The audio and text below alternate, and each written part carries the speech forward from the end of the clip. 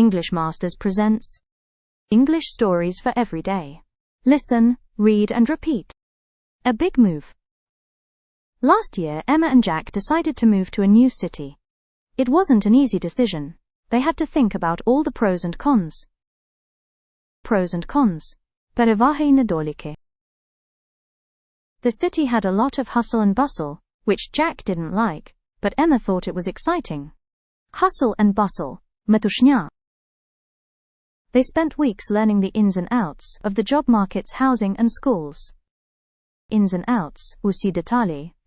There were many ifs or buts, especially from Jack's parents, who didn't want them to move away. Ifs or buts, відмовок заперечень. They packed their things, just bits and pieces, really, and sold the rest.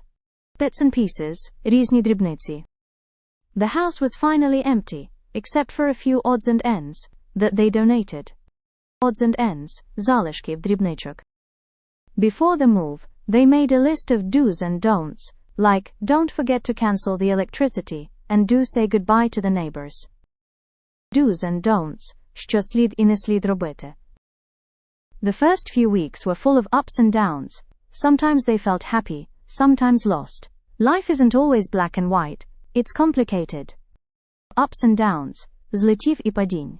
Black and white, чорно-біле. Their budget was tight, and finding work was touch and go, but eventually things improved. Touch and go, ризиковано, невпевнено. They both realized that life is all about give and take. Give and take, компроміс. Jack had to learn to drive in heavy traffic. It was sink or swim. Emma also made mistakes at work, but she told herself, you live and learn. Sink or swim, пан або пропав. You live and learn. Живеш і навчаєшся.